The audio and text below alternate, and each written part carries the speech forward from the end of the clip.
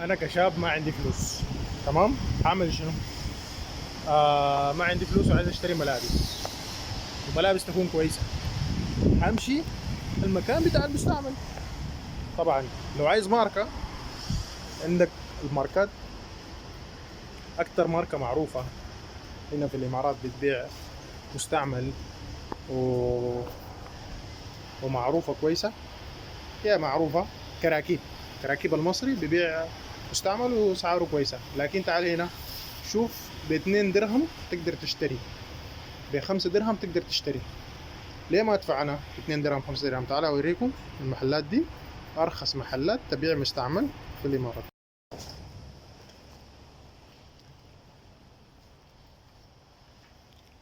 ملابس نسوان درهمين،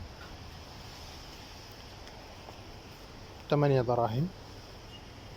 اكتر حاجة 5 دراهم، 10 دراهم، 5 دراهم، 5 دراهم، 4 دراهم، واستمتع.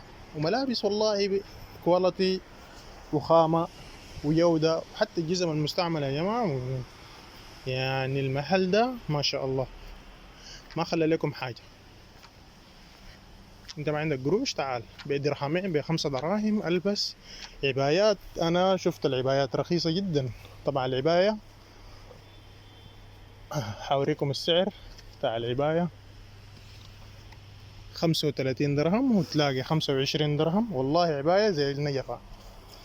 يعني العباية دي ممكن تكون سعرها غالي جدا، هنا عندهم ب35 درهم.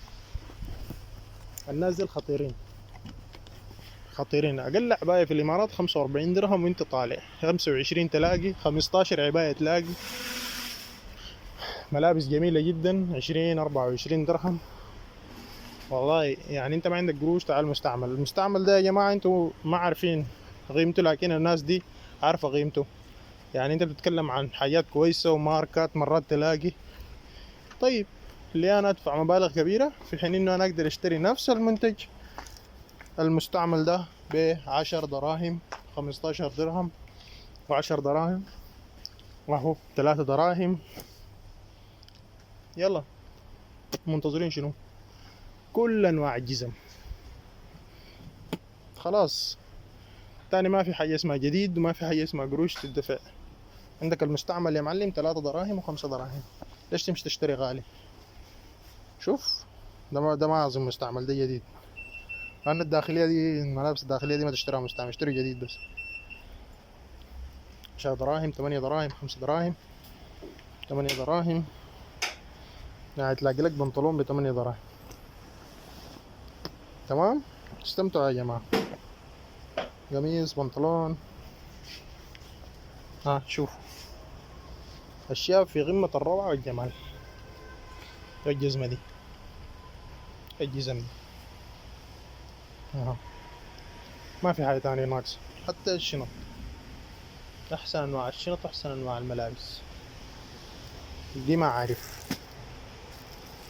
شو لو عارفين قولوا لي دي شنو.